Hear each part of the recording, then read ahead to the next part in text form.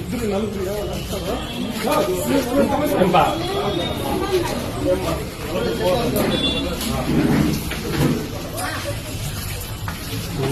నలుగు మాత్రం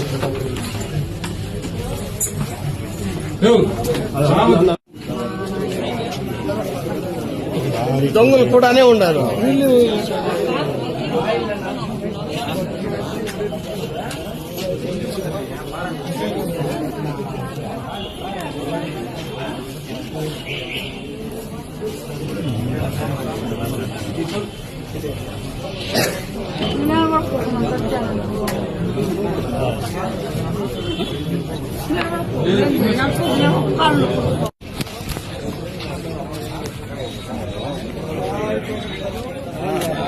బాధ్యతలు రావు ಮಾಡಿ బాధ్యతలు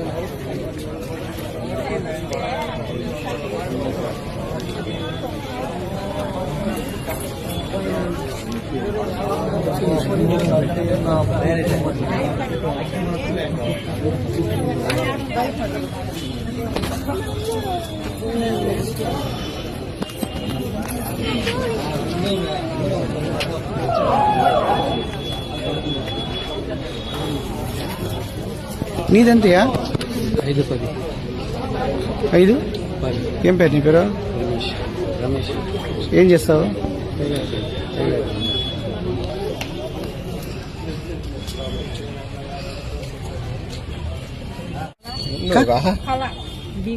నా పేరు యశోద.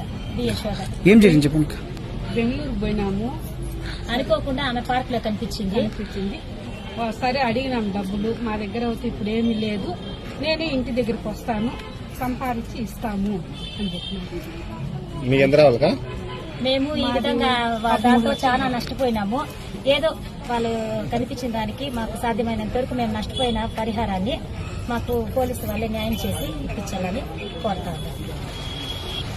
మేమేదో పనిగా పోయినాము, హాస్పిటల్ పనిగా. సరే అక్కడ ఏరియాలో కనిపించింది, ఆయన దగ్గర పార్క్ దగ్గర కూర్చొని సరే మీకు అడిగినాము, నేనే వస్తాను, మీరు నన్నేం బలవంతం చేయొద్దన్నా, మా ఊరికి మా ఇంటికి నేనే వస్తాను, నాకేం భయం లేదు.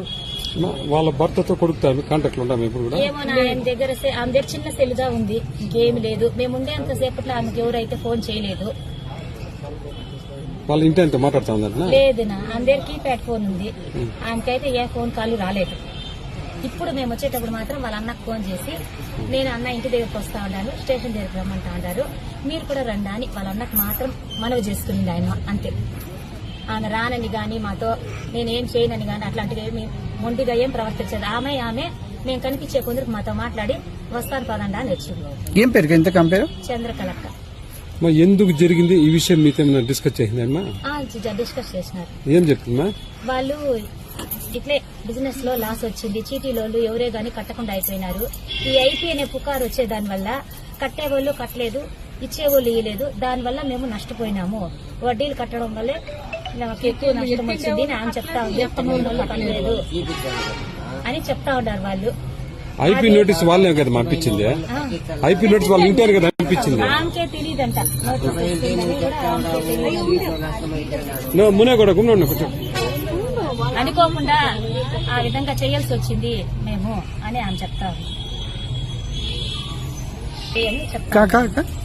జనాలు మా డబ్బులు మాకు కావాలని అందరూ ప్రజెంట్ చేయడం వల్ల మేము ఎవరు సొత్తు అనుకోలేదు, కట్టాలనుకునింది. మమ్మల్ని జనాలు ఒత్తిడితో జాస్తి ప్రెజర్ పెట్టేదాని వల్ల అన్న కొల్లు బాగాలేకుండా అయిపోయింది. అడిగితే వాళ్ళు ఆ అప్పులన్నీ మేము అమ్మేసి కట్టేసినాము ఆమె చెప్తా ఉంది. అది ఎంతవరకు నిజమో మీరే తేల్చాలి, మాకేం తెలుస్తుంది? మేమేమన్నా చదువుకోండామా, వాళ్ళ ఆస్తుల వివరాలు ఏమైనా మాకు తెలుస్తా? మాకు తెలిసిండేది ఇండ్లు, బంగారు షాపు, డౌన్ లో ఒక ఇల్లు ఉండాది, యామనపల్లి ఒక ఇల్లు ఉండాది, మామిడి తోపు ఉండాది, అన్నిట్లో వాళ్ళు మామూలుగానే యథావిధిగా ఉంటా ఉన్నారు. ఏం జరిగినది మాకు తెలియదు. వాళ్ళు అమ్ముకోండారా లేదా అనేది కూడా మీరే చెప్పాలి, మాకు తెలియదు. అది అయిపోయేది కాదు కదా, వాళ్ళతో మాట్లాడాలన్నా ఏమన్నా ఉండాలన్నా కానీ లేడీ కాబట్టి ఒక లేడీని ఒక జెంట్ ఉంటే సరిపోతుంది. మీరే డిసైడ్ చేసుకుని ఎవరు ఉండేవారు ఉన్నాయి. లేదమ్మా, ఏపీపీ ఒపీనియన్ పంపించినాము, అర్థమైందా? ప్రకారం సార్ కూడా ఇన్ఫార్మ్ చేశాము, కేసు కడతాము. సరేనా? అంటే ఇది చిన్న కేసు కాదమ్మా, అది అర్థమైందా? మాకు కొట్టుకునే కేసు అనుకో, మేము ఇమ్మీడియట్గా తీసుకొచ్చి కొట్టినారు, ఇది అయిపోతుంది. మనకు మీ దగ్గర ఎవిడెన్స్ లేవు. కేసులన్నీ ఎట్లాంటివి పేపర్ మీద ఉండాలి, ఏదన్నా కదా పేపర్ మీద లేవు కదా, ఇది రికార్డెడ్ కాదు కదా, అనామతిగా నడిచేది నోట్ బుక్లు. వాళ్ళు ఏమంటారు, వాళ్ళు పట్టుకొస్తారు కదా, మనము అరెస్ట్ ఏం జరిగిందో అందుకే మీరు ఎక్కువ మంది లేకుండా ఇప్పుడు ఉంటే, అర్థమైందే? ఆమె డబ్బులు ఏం చేశారు, డబ్బులు లేవంటే ఎక్కడ పోయినాయి, ఇవన్నీ విచారించాలి కదా. అవునవును.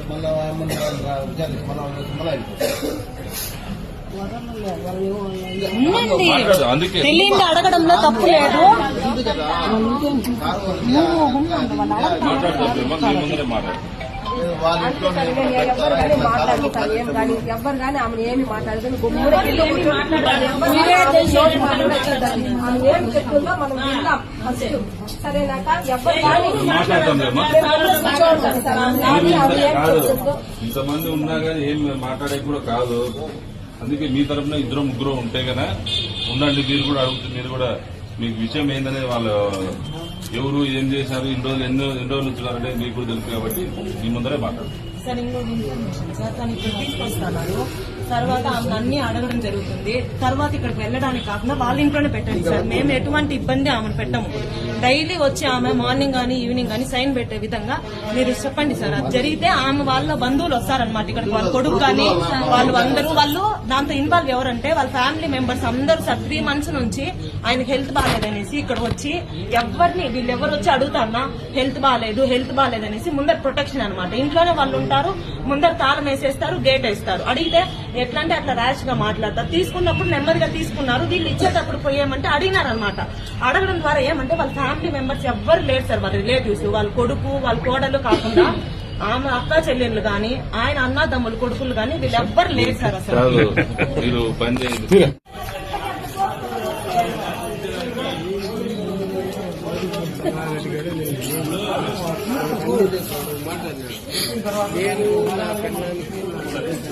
ఏమన్నా ఉన్నా మీకు ఏం జరిగిందనేది మొత్తం చెప్తారు, అర్థమైనా? దాని ప్రకారమే చేస్తారు. వాళ్ళ దగ్గర ఏమన్నా ఉంటే కన్నా మీకు వచ్చేది ఎంత ఉంటే అందరికీ తలా ఇంత వస్తారు, అంతే చేస్తారు. అదే సార్ రిక్వెస్ట్ సార్, అందరూ కూడా ఏం లేదు సార్, ఊరు అందరూ పూలు అమ్ముకునేవారు మీ దగ్గర కంప్లైంట్ అయితే ఉంటుంది సార్. వాళ్ళకి కూడా రావాల్సి ఉంటుంది సార్. ఇప్పుడు ఏమంటే వాళ్ళకి కూడా రావాల్సి ఉంటుంది. వాళ్ళు ఏంటంటే ఈ భయంతో వెళ్ళిపోయింటారు, కట్టే వాళ్ళు కట్టి ఉంటారు. అది కూడా ఏదైనా వస్తే వీళ్ళందరూ కూడా మీ ఆధ్వర్యంలో అది చేపిస్తే బాగుంటుంది. సరే మాట్లాడతాం, అందుకే ఏదైనా ఉండగా మీతో డిస్కస్ చేస్తే చేస్తాం, సరేనా? నేను ఇప్పుడు నా దగ్గరకు వచ్చిన లిస్ట్ మాత్రం ఇచ్చినాను, అప్డేటెడ్ లిస్ట్. సార్ ఏమంటున్నారంటే వచ్చిన వాళ్ళు ఇంకెవరు వస్తారో వాళ్ళు కూడా జోడించండి, అప్డేటెడ్ లిస్ట్ ప్రొవైడ్ చేస్తే దాన్ని బేస్ చేసుకుని వెళ్తాము అంటా ఉన్నారు. ఓకేనా? సో అప్డేటెడ్ లిస్ట్ మళ్ళీ ప్రిపేర్ చేసి ప్రొవైడ్ ఇచ్చేదే కాదు, మేము రిజిస్టర్ లో కూడా చూస్తాము, చెక్ చేసి అన్ని వెరిఫై చేసి చేస్తాము అంటాం.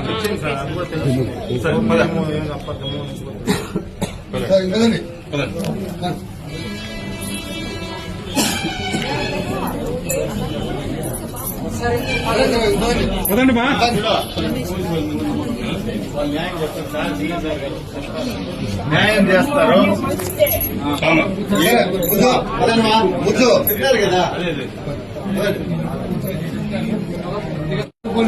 ఆమెని లోపలికి పిలిచారు ఎస్ఐ గారు, ఏమి అనేసి అడగ్గా ఆమె ఏం చెప్పిందంటే మేమందరికీ అమౌంట్ ఇవ్వాలి అనుకున్నాము, కానీ అమౌంట్ అనేది మాకు రావడం లేదు, చీటీలు వేసిన వాళ్ళు కట్టడం లేదు, మేము కొన్ని బిజినెస్ లో లాస్ అయ్యాము, ఈ విషయాలు చెప్పింది. అలాగే వాళ్ళ భర్త గురించి చెప్తే నాకు తెలీదు అనేసి చెప్తా ఉంది, కానీ వాళ్ళ ఫ్యామిలీ అందరూ ఒకే చోటుకు వెళ్ళింటారు, అది చెప్పడం లేదు. ఆమె ఏమంటే మేము అందరికీ ఇస్తా ఉన్నాము, వీళ్ళు ప్రెజర్ పెట్టడం వల్ల ఐపీ అనేది చేశామనేది చెప్తా ఉంది. ప్రజెంట్ ఇప్పుడు ఏం చెప్పారంటే ఎస్ఐ గారు వాళ్ళు ఏవైతే మనకు ప్రొవైడ్ చేశారు బుక్స్ గానీ బిల్స్ గానీ వాళ్ళు రాసిన లిస్ట్ అంతా చెక్ చేసి వాళ్ళకి ఎవరైతే అమౌంట్ ఇవ్వాలో రికవరీ చేసి న్యాయం చేస్తామని తెలియజేశారు. ఏం పేరమ్మా మీ పేరు? పవిత్ర. మీకు ఎంత రావాలమ్మా? మా అమ్మ కట్టింది, మా అక్క, మా పెదనాన్న అందరూ మా బంధువులే ఉన్నారు. మా అమ్మ నా పెళ్లి కోసం అనేసి చీటీ వేసింది, అలాగే అమౌంట్ కూడా ఇచ్చిందని. ఎంత? ఒక 8 లక్షల దాకా ఉంది మా అమౌంట్. అలాగే మా అక్క వాళ్ళది ఉంది, మా చిన్నక్కది ఉంది, మా పెద్దమ్మ వాళ్ళది 70 లక్షలు హైవేకి వెళ్లడం ద్వారా మా అక్క వాళ్ళు 5 మంది, మా అన్న వాళ్ళు 2 ఉన్నారు, వాళ్ళ కోసం అనేసి ఇచ్చింది. మా అక్కకు పెళ్లి అవ్వలేదు, మా అన్న వాళ్ళకి పెళ్లి అవ్వలేదు. మా అక్కకి పెళ్లి సంబంధాలు నాకు అన్న వాళ్ళకి అందరికీ వస్తున్నాయి. కానీ ఈమె ఏం చెప్పిందంటే మీరు నా ఆడబిడ్డలు మీకేం చేయము అనేసి చెప్పినారు. కానీ ఇంత మోసం చేసి వెళ్ళిపోతాననేసి మేము ఎవ్వరం అనుకోలేదు. ప్రతి ఒక్కరు మా బంధువులే. ఆ వీధినే, పక్క వీధిని, మా వీధిని, చుట్టుపక్కల ఉండే వాళ్ళు ప్రతి ఒక్కరిని మోసం చేసి ఈ విధంగా వెళ్లడం తప్పు. చాలా చెప్తున్నాను నేను. ఒకరిని అన్యాయం చేయడము అనేది ఎప్పుడు చేయకూడదు. మనం మోసపోయినామంటే అది చూపించాలి. మనం దేంతో మోసపోయినాం, మీరు ఏ దాంతో పెట్టి మోసపోయారో అది తెలియజేస్తే ప్రతి ఒక్కరు సరే మేము ప్రతి ఒక్కరు ఇప్పుడు ఏమంటున్నారంటే మీరు మోసపోయారు సరే దాన్ని చూపించండి, మేమైతే మొత్తం అమౌంట్ ఇవ్వండి అనేసి ఎవ్వరు చెప్పడం లేదు. వాళ్ళు నిజంగా మోసపోయి ఉంటే ప్రతి ఒక్కరు అమౌంట్ తగ్గించే ఇవ్వండి అని చెప్తున్నారు, కానీ వాళ్ళపైన ప్రెజర్ అయితే ఎవ్వరు చేయడం లేదు.